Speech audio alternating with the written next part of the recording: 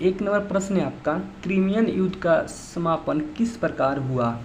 Crimean युद्ध का समापन किस प्रकार हुआ, यानी जो क्रिमियन जो युद्ध हुआ था उसका समापन किस प्रकार हुआ था। तो उसका समापन हुआ था पेरिस समझौता के द्वारा। ऑप्शन नंबर डी इसका सही जवाब है। 2 नंबर सवाल है, भारतीय प्रायद्वीप की सबसे लंबी नदी है। इम्पोर्टेंट क्वेश्चन है, एग्जाम में पूछ सकता है, आप लोग इसे याद कर लीजिएगा। भारतीय प्रायद्वीप की सबसे लंबी नदी है, तो भारतीय प्रायद्वीप की सबसे लंबी नदी गोदावरी नदी है। ऑप्शन नंबर ए इसका करेक्ट आंसर है। चलिए अगला सवाल देखते हैं। 3 नंबर सवाल दिया है, मोरेन कहाँ बनते हैं। मोरेन कहाँ बनते हैं, तो मोरेन हिमालय यानी हिमानी क्षेत्र में बनते हैं। ऑप्शन नंबर डी इसका सही जवाब है। 4 नंबर सवाल है, हिमालय पर्वत श्रृंखला किसका उदाहरण है। हिमालय पर्वत श्रृंखला किसका उदाहरण है, तो हिमालय जो पर्वत श्रृंखला होती है वह वलित पर्वत की उदाहरण है। ऑप्शन नंबर ए इसका करेक्ट आंसर है। 5 नंबर प्रश्न है, निम्न में से कौन सी उष्ण महासागरीय धारा है। निम्न में से कौन सी उष्ण महासागरीय धारा है, तो वह गल्फ जो धारा होती है वह महासागरीय धारा है।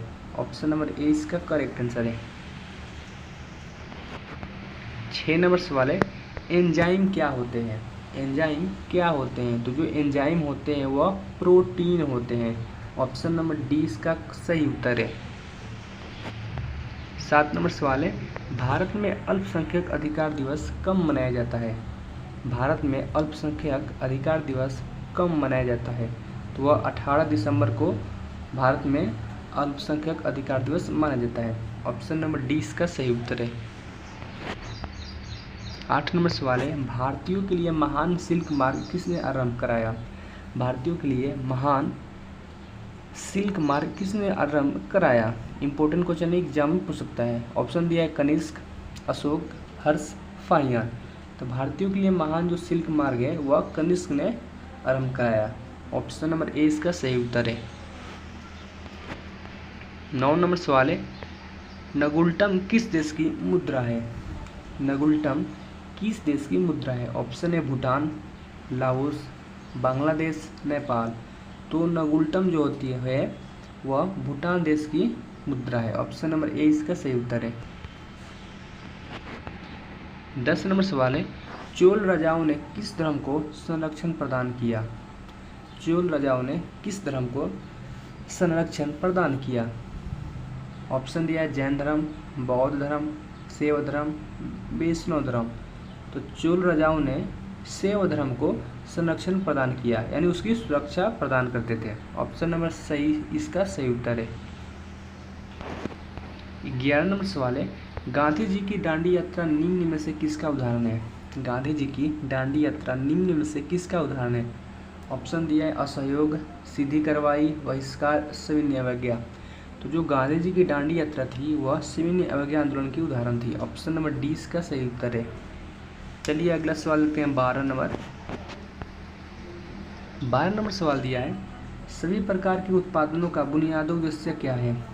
सभी प्रकार के उत्पादनों का बुनियादी उद्देश्य क्या है, तो उसकी बुनियादी उद्देश्य है मानवीय जरूरतों को पूरा करना। ऑप्शन नंबर 20 का सही उत्तर है।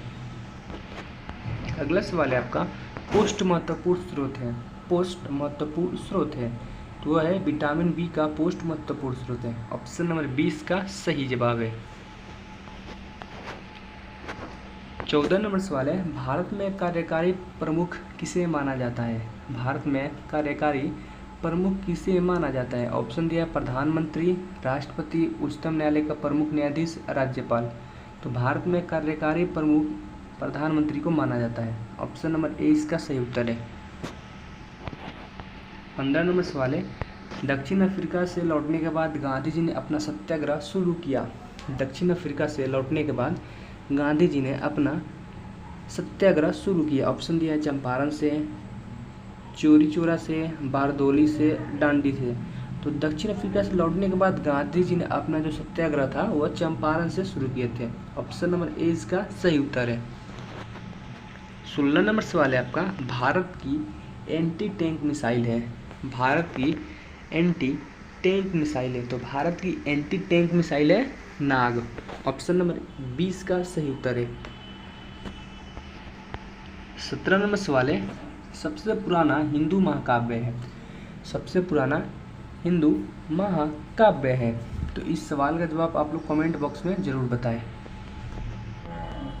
18 नंबर सवाल है आपका, हमारे राष्ट्रीय कैलेंडर का प्रथम मास है। हमारे राष्ट्रीय कैलेंडर का प्रथम मास है, तो हमारे राष्ट्रीय कैलेंडर का प्रथम मास चैत्र है। ऑप्शन नंबर सी इसका सही उत्तर है। 19 नंबर सवाल है आपका, भारत के रुपयों का सिक्का सर्वप्रथम इनके शासन में प्रारंभ हुआ। भारत के रुपयों का सिक्का सर्वप्रथम इनके शासन में प्रारंभ हुआ, तो वह शेरशाह सूरी जो थे उनके शासनकाल में भारत के रुपये का सिक्का सर्वप्रथम प्रारंभ हुआ था। ऑप्शन नंबर सी इसका सही उत्तर है। 20 नंबर सवाल है, निम्नलिखित में से कौन सा देश सार्क का सदस्य नहीं है। निम्नलिखित में से कौन सा देश सार्क का सदस्य नहीं है। ऑप्शन है अफगानिस्तान, भूटान, मालदीव, म्यांमार। तो इनमें से जो म्यांमार देश है वह सार्क का सदस्य नहीं है, बाकी ये सभी सार्क का सदस्य है। तो ऑप्शन नंबर डी इसका सही उत्तर हो जाएगा, म्यांमार जो देश है वह सार्क का सदस्य नहीं है। 21 नंबर सवाल है, यूरोपीय संसद का मुख्यालय कहाँ है। यूरोपीय संसद का मुख्यालय कहाँ है। ऑप्शन दिया जेनेवा, लग्जमबर्ग, पेरिस, न्यूयॉर्क। तो यूरोपीय संसद का मुख्यालय लग्जमबर्ग है। ऑप्शन नंबर 20 का करेक्ट आंसर है।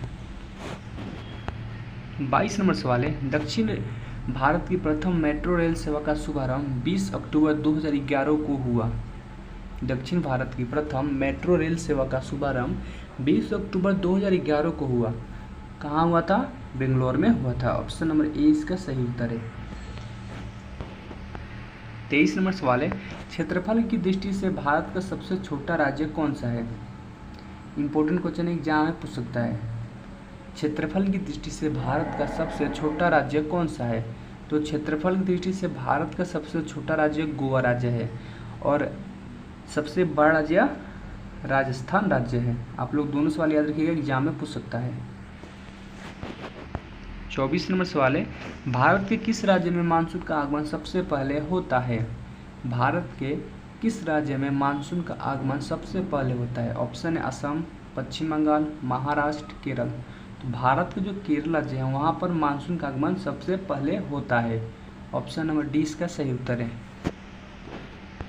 25 नंबर सवाल है, भारत के किस राज्य में सर्वाधिक वन क्षेत्र है।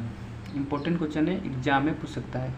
भारत के किस राज्य में सर्वाधिक वन क्षेत्र है। ऑप्शन है केरल, मध्य प्रदेश, महाराष्ट्र, बिहार।